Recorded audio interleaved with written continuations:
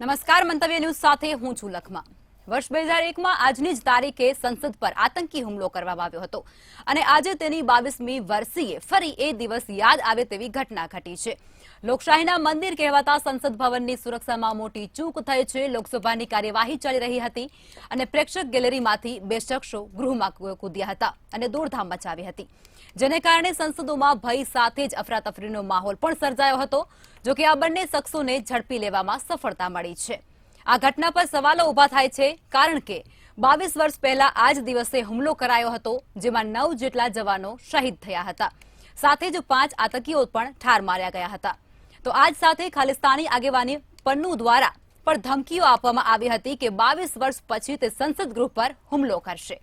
ત્યારે આ હુમલા પાછળનું શું કારણ હોઈ શકે છે, એવા ઘણા પ્રશ્નો સાથે કરીશું સીધો સંવાદ, જેનું શીર્ષક છે સુરક્ષામાં ગંભીર ચૂક।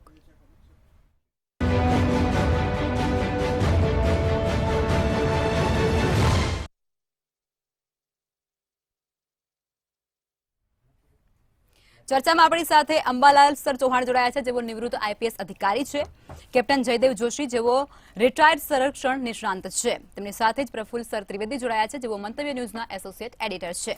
સર, હું સીધી તમને સવાલ કરવા માંગીશ, તમારી પાસે આવીશ કે આજે સંસદમાં સ્મોક બોમ્બ સાથે બે વ્યક્તિઓ ઘૂસ્યા હતા અને કડક સુરક્ષાની જે ગુલબાંગો કરવામાં આવે છે તેની પોલ ખુલી હતી, શું કહેશો આપ?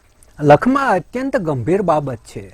સંસદ જેવી જે સર્વોચ્ચ લોકશાહીનું મંદિર છે અને જ્યાં સુરક્ષાની એક કડી વ્યવસ્થા હોય છે, એવી ગુલબાંગો પોકારવામાં આવે છે કે यहाँ પરિંદા ભી पैर नहीं पैर सकता।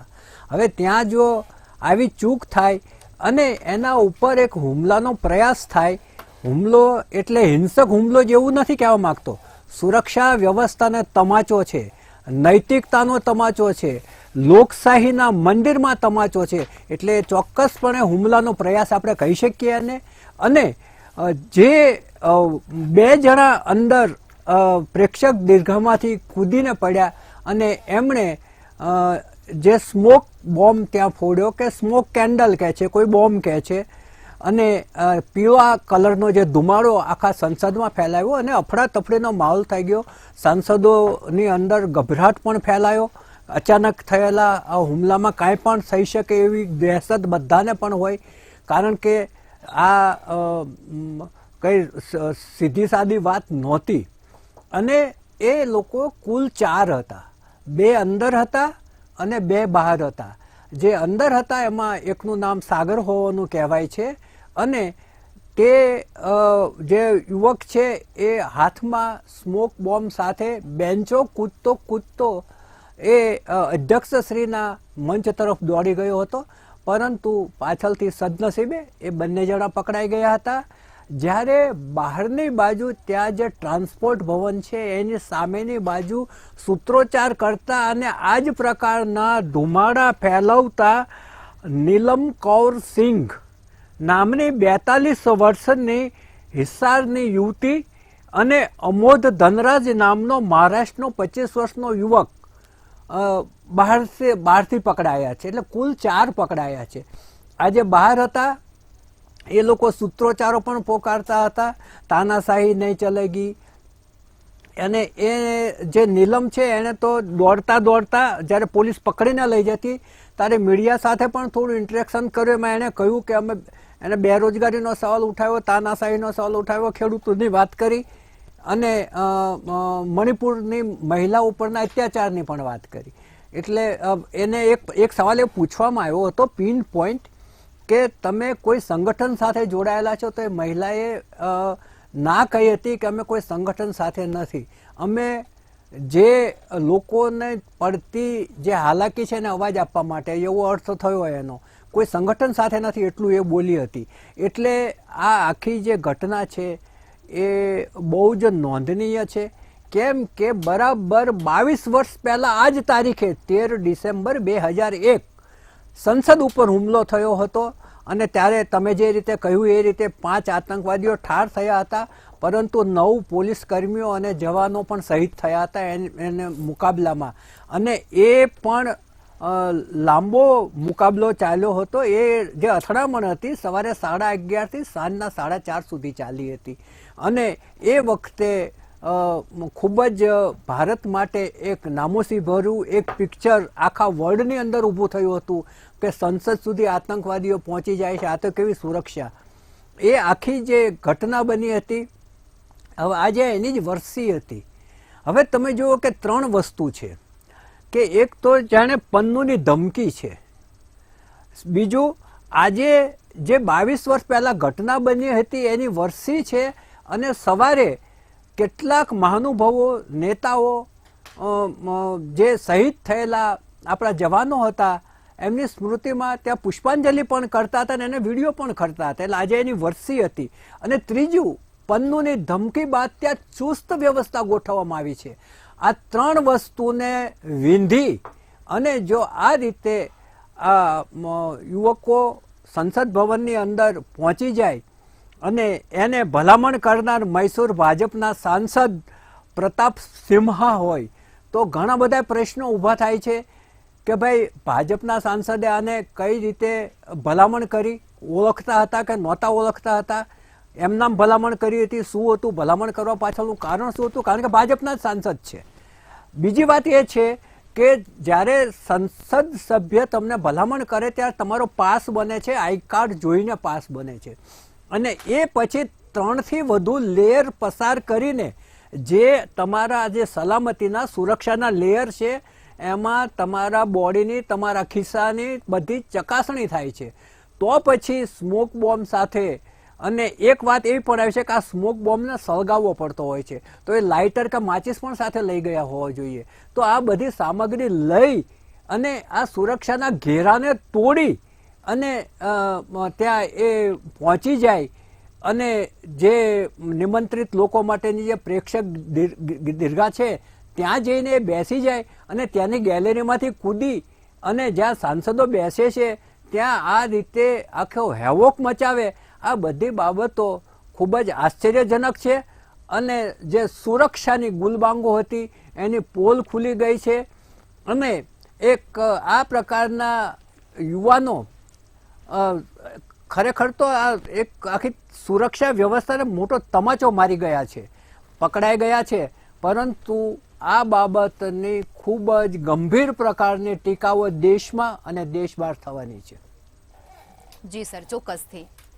અંબાલાલ સર, હું તમારી પાસે આવવા માંગીશ કે આટલી કડક સુરક્ષા હોવા છતાં આરોપીઓ પોતાના ઉદ્દેશ્યમાં સફળ થયા છે, અને સુરક્ષાની કેટલી હદે બેદરકારી કહી શકાય. તમે આ ઘટનાને કયા એંગલથી જુઓ છો એ સમજાવો સર.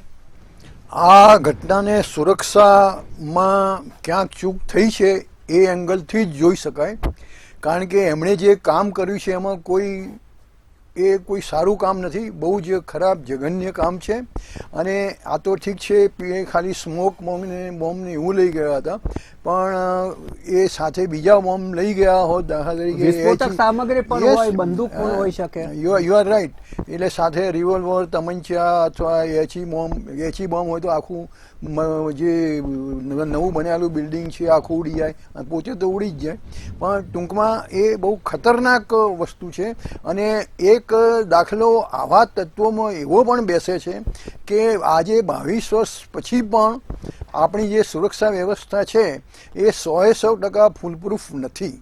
અને જગતમાં કોઈ પણ સુરક્ષા વ્યવસ્થા 100% ફૂલપ્રૂફ નથી હોતી, પણ 99.9%, 99.99% તમે કહી શકો એટલી ફૂલપ્રૂફ હોય છે. અને ઘણી વખતે આવા લોકો પકડાઈ પણ જતા હોય છે, અને કેટલીક વખતે કેટલાક કારણોસર દેશની હિતમાં એ જાહેર પણ કરવામાં આવતા નથી.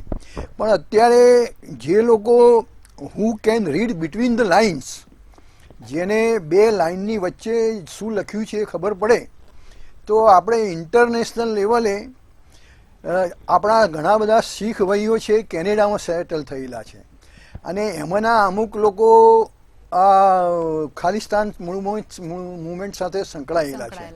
અને ત્યાં એક જણનું મર્ડર થયું છે એવું કેનેડાની સરકાર અને ત્યાંના વડાપ્રધાનને એમનું કહેવું છે. અને અમેરિકાએ પણ એ માન્યું છે, ને એ માનીને આપણને અમેરિકાએ પણ ઠપકો કહો કે જે કહો એ પણ એ રીતે આપણી ટીકા એમણે કરી છે.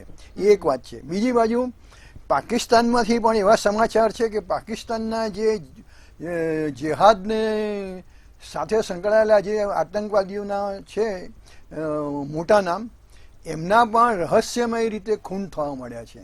અને દરેકમાં એમાં મોડસ ઓપરેન્ડી એટલે જે કામ કરવાની પદ્ધતિ, ખૂન કરવાની પદ્ધતિ છે એ લગભગ એક જ જેવી છે.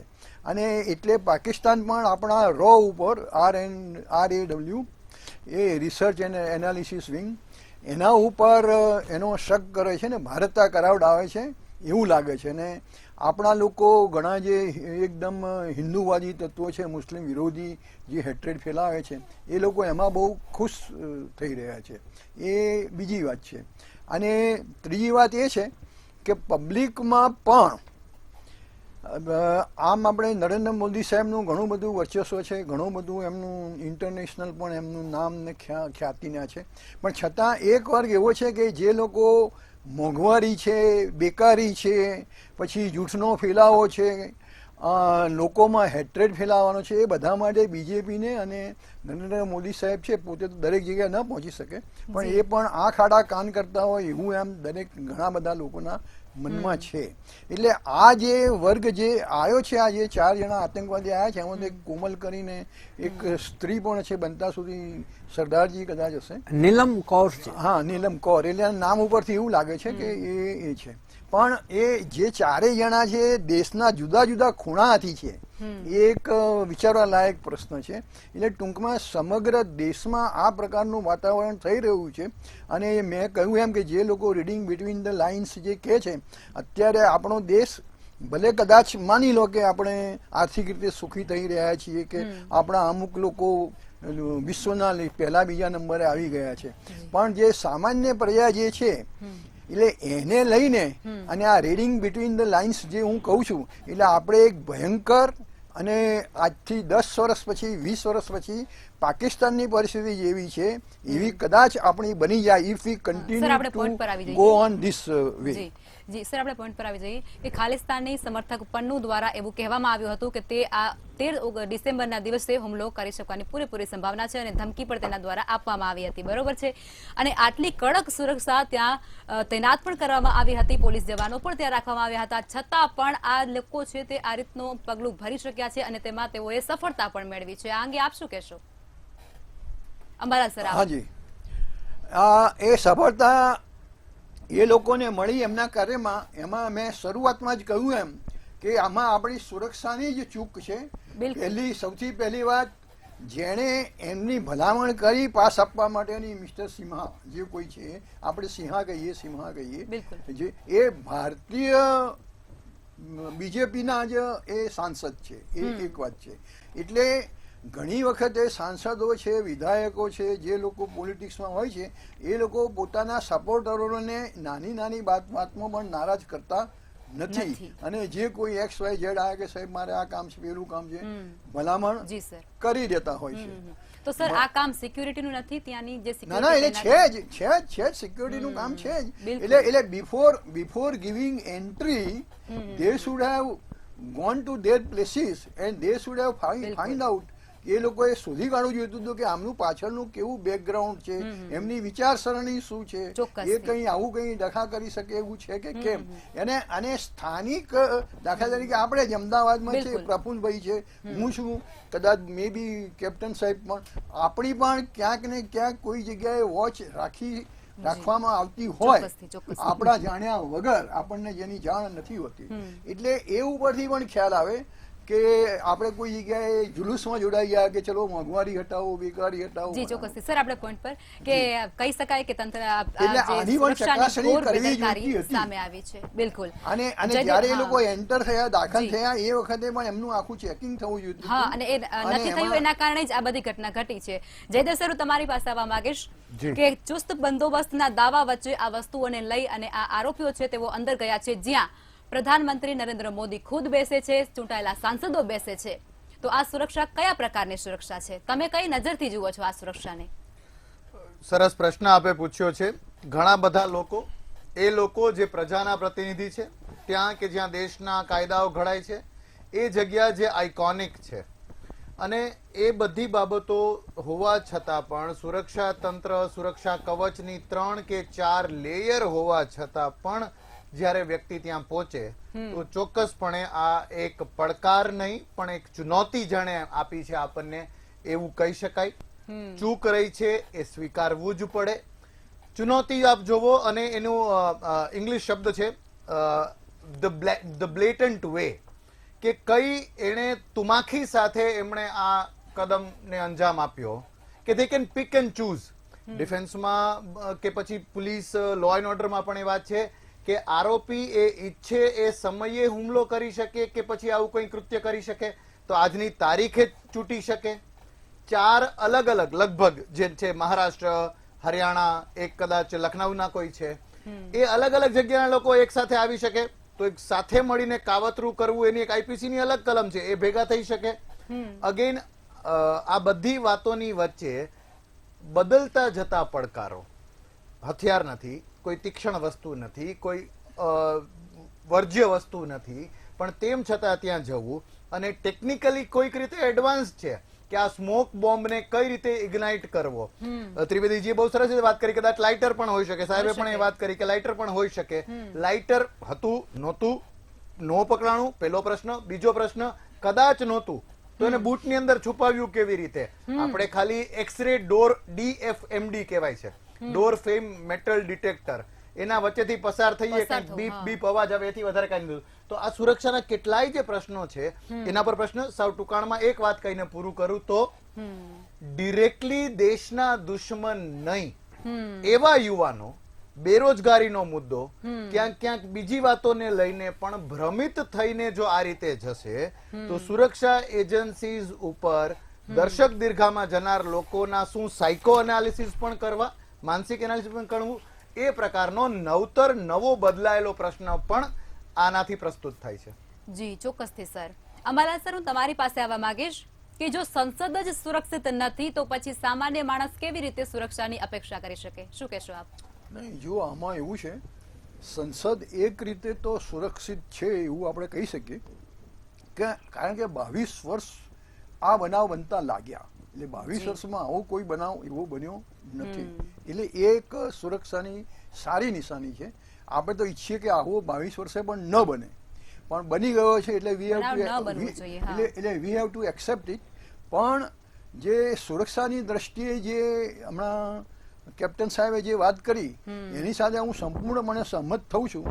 મને પોતાને મારો પોતાનો એક દાખલો યાદ આવે છે. બિફોર આઈ જોઈન IPS એક વખતે હું ત્યાં લોકસભાની દીર્ઘામાં ગયો હતો, અને ત્યાં 2-4 જગ્યાએ ચેકિંગ થયું હતું, અને છેલ્લે બહાર નીકળતા મારી મિસેસે કહ્યું હવે પેલા સફરજન છે આપણે અંદર રાખ્યા છે એ કાપી લઈએ, અને એને ચપ્પુ કાઢ્યું. મને પોતાને જ નવાઈ લાગી કે જતી વખતે ક્યારે એને ચપ્પુ એને સાથે લીધું હતું, અંદર 4 જગ્યાએ ચેકિંગ થયું, એને ચપ્પુ પકડાયું નહીં. અમે બહાર આવ્યા પછી મને કહે કે ચાલો સફરજન કાપીને ખાઈએ. એટલે ઘણી વખતે પછી લોકો રિલેક્સ થઈ જતા હોય છે કે કશું કંઈ બધું જવા દો ને, આવું તો બધું ચાલ્યા કરે. આટલા બધા આપણે કેટલા લોકોને પકડશું ને કેટલાની સામે ફરિયાદ કરીશું ને કેટલાની સામે આ તે. તો આ સુરક્ષા કર્મીઓ છે આંખ આડા કાન કરી રહ્યા છે તેવું કહી શકાય? તમે કહી શકો એને લેક્સિટી કહી શકાય. તમને એકની એક જગ્યાએ તમે સાવધાન પોઝિશનમાં બેસી શકો. કેપ્ટન સાહેબ પણ સમજતા હશે કે સાવધાન ઊભા રહેવા માટે પછી ઓફિસરો સમજતા હોય છે કે હવે 5-10 મિનિટ થઈ ગઈ, હવે સાવધાન નહીં રહી શકે, એટલે તમારે એને વિશ્રામ આપવો પડે ને આપવો પડે. અને એ જ રીતે ધારો કે કોઈને એમ હોય કે બોર્ડર ઉપર લોકો આ રહે છે ને 24 કલાક ત્યાં રહીને, એમાં પણ દે આર શિફ્ટેડ, એમને પણ બદલવામાં આવે છે. જ્યારે એના 8-10 કલાક 12 કલાક થઈ જાય પછી તરત એને રિપ્લેનિશ કરી અને બીજો ફાઇટરને ત્યાં મૂકવામાં આવે છે. એટલે આ સુરક્ષાનું પણ એવું છે, કાં તો કંટાળી ગયા કે ચલો આવું તો બધું ચાલે છે, આનાથી કંઈ થાય નહીં, આના ચહેરા ઉપરથી તો આવું લાગતું નહીં કંઈ કે આ કંઈ કરશે, એટલે એમને મામા વાત કરી અને એ જવા દે છે. એવું પણ બનતું ચહેરા જોઈને સંસદમાં એટલે લેક્સિટી જેને કહેવાય ને એ. ચોક્કસથી આપણે આગળ વધીશું. જયદેવ સર, હું તમારી પાસે આવવા માંગીશ. સામાન્ય મુલાકાતીઓ વિઝિટર પાસ નથી લઈ શકતા, અને VIP પાસ માટે અને તે પાસ આપવાની સત્તા ફક્ત અને ફક્ત સંસદના ગેઝેટર ઓફિસર પાસે હોય છે અને સાંસદ પાસે હોય છે. તેમ છતાં આ ચૂક થઈ છે. શું કહેશો આપ?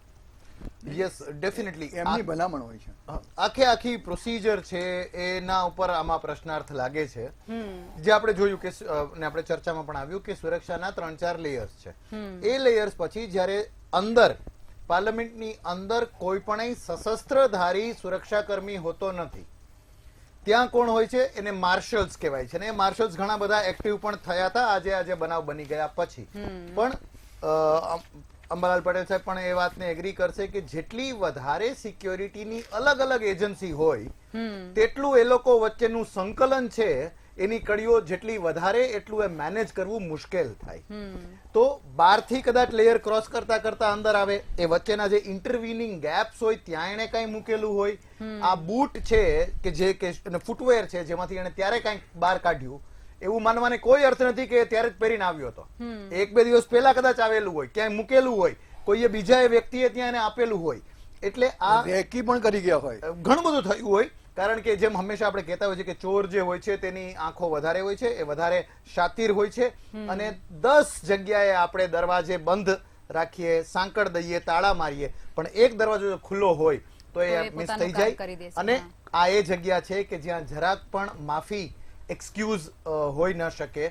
એટલે ચોક્કસપણે આખી સિસ્ટમને ઓવરઓલ આપે પાસની વાત કરી. પાસ કેવી રીતે અપાય છે, કોને અપાય છે, એનો શું બેકગ્રાઉન્ડ ચેક.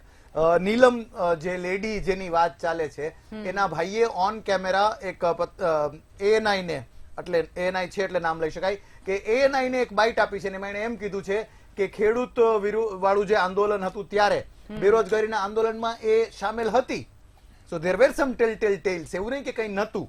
તો આ એક પડકાર ને પ્રશ્ન પણ આપણી સામે થશે કદાચ કે આવનારા સમયમાં આ પ્રકારના બેકગ્રાઉન્ડ વેરિફિકેશન પછી, પોલીસ વેરિફિકેશન આપણે કરીએ છીએ સામાન્ય નોકરીઓ માટે, તો સંસદમાં એન્ટ્રી થવા માટે પણ શું બેકગ્રાઉન્ડ વેરિફિકેશન કરવા, મે બી એ પ્રશ્ન આપણી સામે પ્રસ્તુત થાય. બિલકુલ બિલકુલ. અંબાલાલ સર, હું તમારી પાસે આવવા માંગીશ કે 2001માં જે હુમલો થયો ત્યારે 9 જવાનો શહીદ થયા હતા અને 5 જે આતંકવાદીઓ હતા તે પણ ઠાર માર્યા ગયા હતા. ત્યારબાદ આ હુમલો થયો, આ હુમલાનો પ્રયાસ કહી શકાય છે, આતંકી હુમલો તેને આપણે નહીં કહીએ, હુમલાનો પ્રયાસ કહીશું. તો એમાં પણ અત્યારે કેવું થયું છે કે સામાન્ય આપણે સ્કોપ બોમ્બ કહી શકીએ તે હતું, પરંતુ કોઈ ભયંકર વસ્તુ કે કોઈ ભયંકર બોમ્બ હોત તો પરિસ્થિતિ કંઈક અલગ હોત. આપ શું કહેશો? એ તો બિલકુલ વાત છે કે જો એ હોત તો વધારે ખતરનાક પરિણામ આવ્યા હોત, 5-25 લાશો ઢળી ગઈ હોત, ઘણા બધા ઇન્જર્ડ થઈ ગયા હોત. પણ એ એવા બધામાં ફસાય નહીં. મારું એવું માનવું છે કે આ લોકો એક બાજુ એવું લાગે છે કે જાગૃત નાગરિકો છે. દાખલા તરીકે જે કોમલ છે, જેમ સાહેબે કહ્યું એમ કે એનું અગાઉનું બેકગ્રાઉન્ડ મળ્યું કે ભાઈ જ્યારે કિસાન આંદોલન હતું એમાં એ જોડાયેલી હતી, પછી જ્યારે એને લઈ જતા હતા ત્યારે કોઈ બેરોજગારીનો, હા, એટલે એને બેરોજગારી, અરે મણિપુરનો અને જે સ્ત્રીઓની પરિસ્થિતિ છે અને બેરોજગારી છે એવા પ્રશ્નો એને લીધા. એટલે આને એક સામાજિક કાર્યકર પ્રકારના માણસો હોય અને દરેક જણ જુદી જુદી જગ્યાએ છે, ગમે તેમ સંકળાયેલા હશે, એ ઉપરથી એવું લાગે છે કે એ આ પ્રકારના માણસો છે. એ એક વાત છે. પણ એનો અર્થ એ નથી કે દે should B allowed to the parliament અને આવી જાતના કૃત્યો માટે એમને એલાઉ કરવામાં આવે. જે પેલા જે આપણે 22 વર્ષ પહેલાની જે વાત કરીએ છીએ 2001ની, એ તો રીતસર પાકિસ્તાનના જ આતંકવાદીઓ હતા. એમણે પહેલા રેકી પણ કરેલી, ત્યાં એમ્બેસેડર પણ લઈ ગયેલા, અને એમ કે VIP ના નામની અથવા પાર્લામેન્ટના નામના નંબરની ને ઉપર પેલું લાલ લાઇટ કે બ્લુ લાઇટ. એટલે સર મેં આ પ્રશ્નમાં એટલે જ આતંકી હુમલાનો શબ્દનો પ્રયોગ નથી કર્યો. હા, યસ. એટલે આ આતંકી પ્રકારનો હુમલો નથી, પણ એ આતંક લોકોમાં જરૂર ફેલાવી દે છે, લોકોમાં જરૂર ફેલાવી દે છે.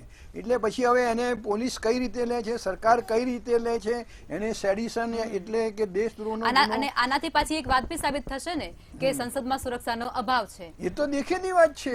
અને જે લોકો છે, જે લોકો આના માટે લેબ્સ માટે રિસ્પોન્સિબલ છે, they should be checked out. એ લોકોને સજા થવી જોઈએ, એમને બહાર કાઢી મૂકવા જોઈએ, જેની ખરેખર રિસ્પોન્સિબિલિટી આવે છે એમને. એટલે બીજા નવા આવે એ પણ કાયમ માટે એલર્ટ રહે. દે have to be there in alert position 24 hours અને 24/7 જેને કહીએ, અથવા by 365, 365 દિવસે જે લોકોને ત્યાં વારાફરતી અને ત્યાં બી શિફ્ટ બદલાતી હોય છે. એવું નથી કે એક જ માણસ ત્યાં 24 કલાક રહે છે. એટલે એ જે માણસો પણ ત્યાં હોય એ બધાએ 24 કલાક એલર્ટ રહેવું જોઈએ. અને